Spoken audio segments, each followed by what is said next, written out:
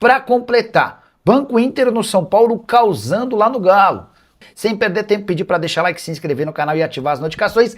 Contei para vocês nessa semana que o Banco Inter é um dos interessados em comprar os name rights do estádio do São Paulo. O tricolor deve trocar a Mondelez por um novo parceiro em dezembro. E Banco Inter, Banco Santander, MetLife, que é uma seguradora internacional, e a BYD são as principais interessadas.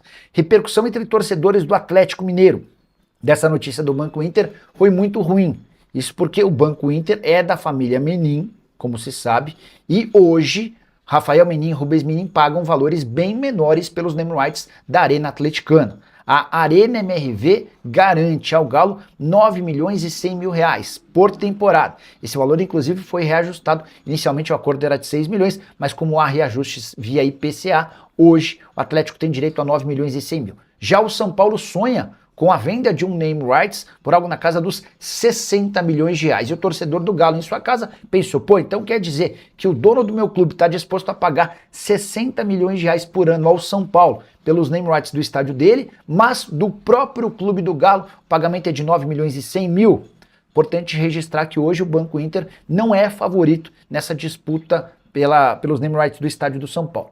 A maior favorita, aquela que parece com mais vontade de fechar acordo, é a BYD, montadora de carros chinesa, que só não comprou os name rights no fim do ano passado por conta dos escândalos envolvendo áudios de venda clandestina de camarotes. As negociações foram retomadas recentemente e dá para dizer que há uma possibilidade boa de o Morumbi passar a ser chamado de Morumbi BYD. Só para completar em relação ao Banco Inter. Se a negociação com o São Paulo pelos name rights não vingar, existe também uma outra alternativa de patrocínio para Manga.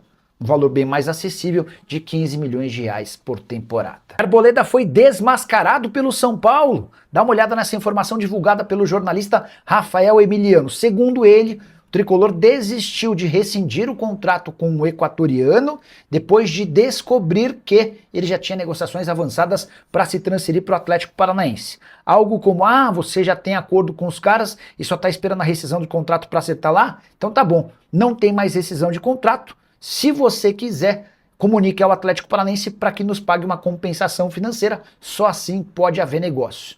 Não sei até que ponto essa situação é benéfica ao São Paulo, até porque o Arboleda custa 1 milhão de reais por mês ao tricolor. Como a janela de transferência só reabre em 20 de julho, São Paulo pode ter o custo do mês de maio e de junho, além de julho, são 3 meses, ou 3 milhões de reais sem poder utilizar um atleta que desde que voltou do desaparecimento dele, ele ficou um mês no Equador sem autorização do São Paulo. O Arboleda tem treinado separado do restante do elenco e teve multa de 1 mês do seu salário.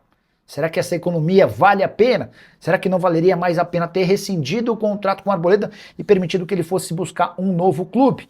De qualquer forma, a realidade do Arboleda é essa, ele não faz parte dos planos e o tricolor espera por uma compensação financeira para liberar o atleta de 34 anos de idade, que tem vínculo até dezembro de 2027. Eric Pulgar deve sair do Flamengo na metade do ano. Já havia contado para vocês a respeito de uma cláusula contratual feita ainda na época de Rodolfo Landim que vai permitir ao Pulgar pagar a multa de 4 milhões de dólares a partir de julho para sair do Flamengo. Essa multa vale apenas para clubes do exterior, a gente está falando de menos de 20 milhões de reais. E apesar do fato de o Pulgar já ter 32 anos de idade, dá para dizer que é uma multa bem acessível para um atleta que é nível de seleção chilena e titular absoluto do Flamengo até sua contusão. Ele teve um problema no ombro no início do mês de abril. Pulgar que, inclusive, perdeu um pouco de protagonismo graças à entrada do Everton Araújo, cria da base, que tem sido muito elogiado pelo técnico Leonardo Jardim. Isso pode, inclusive, influenciar na decisão do Pulgar de aceitar propostas do exterior. Chegaram a afirmar que ele pode ir para o Al Rayyan do Catar. Antes de gravar esse vídeo, consultei um empresário brasileiro que faz muitos negócios com o Al Rayyan. E esse empresário assegurou que a chance de o Pulgar ser contratado pelo time qatari é zero. Mas, de qualquer forma, dá para dizer que o Pulgar interessa a clubes dos Estados Unidos, da Europa e ainda aguarda outras opções. Atleta que na atual temporada teve 15 jogos, o último deles contei no mês de abril por conta de um problema no ombro. Você, torcedor do Flamengo, o que pensa a respeito da possibilidade de o Pulgar sair barato desse jeito? Com a observação de que Everton Araújo tem sido analisado por clubes do exterior. Se vender o Everton Araújo, a permanência do Pulgar poderia ser absolutamente decisiva. Silmar Lima, boa noite, Nicole. O Arboleda tem que sumir do São Paulo. Deixa eu registrar uma informação que não é minha, mas do Rafael Emiliano, que é um jornalista que cobre o São Paulo. O Rafael afirma que o São Paulo desistiu de rescindir o contrato com o Arboleda depois de descobrir que o Arboleda tinha um acordo fechado com o Atlético Paranaense. O São Paulo pensou, bom, então quer dizer que o cara ficou um mês ausente, vai voltar, eu vou rescindir o contrato com o cara, e aí logo depois ele vai ser anunciado pelo Atlético, nada disso. Não topo fazer esse negócio. Se o Atlético quiser, o Atlético que me procure e pague uma compensação financeira. Há só um pequeno grande problema por trás dessa história. Digamos que, de fato, o Arboleda e Atlético Paranaense tinham um acordo e só estavam esperando a rescisão do contrato. Para o Atlético Paranaense não é vantagem fechar com o Arboleda agora, tendo de pagar uma compensação ao São Paulo. O Atlético só vai poder utilizar o Arboleda em 20 de julho, quando a janela reabre por aqui. Então, para o Atlético, vale a pena deixar o Arboleda no São Paulo. O São Paulo vai ter de pagar o mês de maio do salário, o mês de junho e o mês de julho. 20 de julho é quando a janela reabre. São 3 meses inteiros, praticamente 3 meses inteiros. Levando em consideração que o Arboleda custa R$1 milhão por mês, são 700 mil em salário, e mais 300 mil com pagamentos de dívidas, o São Paulo vai desembolsar quase 3 milhões de reais nesse período. Não valeria a pena ter rescindido e deixado o cara tocar a vida dele? Enfim. Informação do Rafael Emiliano, não consegui confirmar com o pessoal do São Paulo, até porque todos estão super envolvidos no jogo contra o O'Higgins pela Sul-Americana, tá? Troca de técnicos entre Fluminense e São Paulo.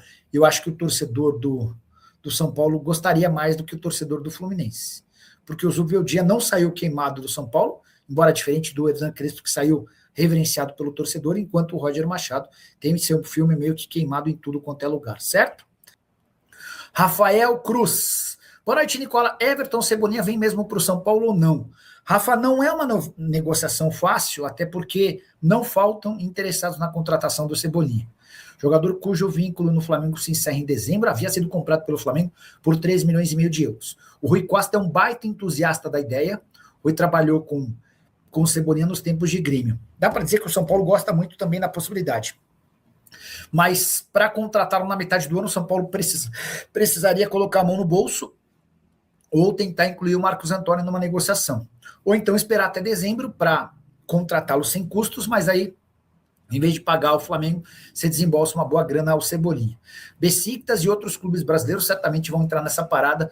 Imagino que o Cruzeiro também seja um dos interessados. Por falar em Cruzeiro, deixa eu só registrar que Cruzeiro e Atlético são 2 dos principais interessados em Luiz Araújo. Atacante do Flamengo, posso assegurar que na janela de janeiro, na janela que fechou em março, né, na primeira janela desse ano, os 2 mineiros fizeram proposta oficial ao Flamengo, proposta de 6 milhões de euros. Havia o comprado por 9 milhões de euros, tá? Não houve acordo, o Flamengo recusou as 2 propostas e tanto o Cruzeiro quanto o Atlético prometeram voltar com uma nova proposta maior na metade do ano. Ouvi de uma pessoa que trabalha nessa negociação que difícil vai ser convencer o Flamengo a fazer o negócio, tá? Nicola, pode haver troca de Arboleda por Scarpa e o Vitor Savem? Ô, Leonardo, outro dia surgiu o Scarpa, no mesmo dia em que surgiu o Cebolinha no São Paulo, surgiu também o Scarpa. E eu mandei mensagem para o Rui Costa durante a entrevista, durante a live. E o Rui Costa afirmou que não há negociação envolvendo o Scarpa não faz parte dos planos.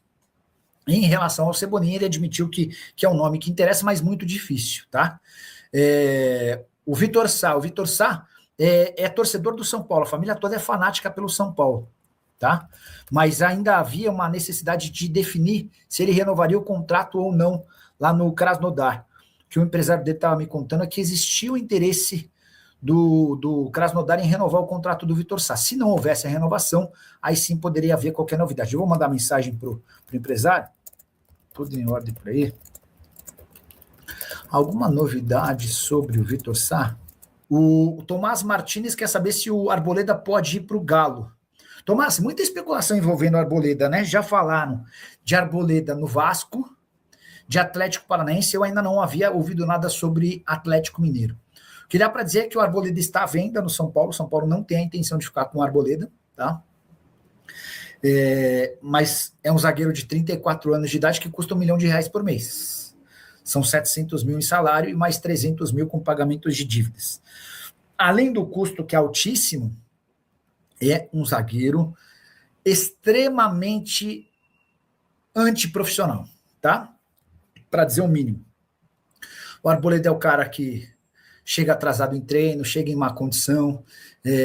Um dirigente de São Paulo chegou a dizer que ele é uma criança. E eu acho que é mais do que uma criança. Ele é um irresponsável, né? O cara que se ausenta por um mês do clube, enfim. E o São Paulo tem um contrato de patrocínio master maior do que o Palmeiras. Algo meio raro nesses últimos anos, especialmente por conta de toda a capacidade esportiva do Palmeiras na comparação com o tricolor.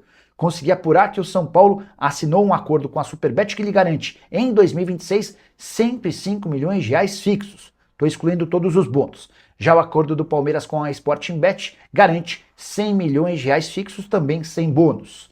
Importante registrar ainda que a partir de 2027, São Paulo terá um reajuste garantido com seu patrocinador master. Isso porque Superbet e São Paulo se acertaram para que uma média dos contratos de patrocínio de Flamengo, Corinthians e Palmeiras resulte no valor final do São Paulo. Nesse momento, São Paulo tem assegurados para 2027 134 milhões de reais. Isso porque especialmente Flamengo e Corinthians conseguiram contratos muito interessantes com outras casas de aposta esportiva.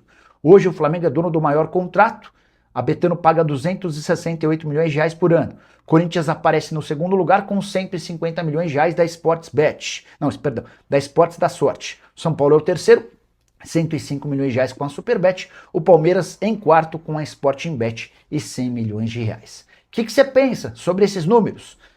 Todos os acertos do São Paulo com Eduardo Toni, diretor de marketing, que deixou o tricolor na última quinta-feira.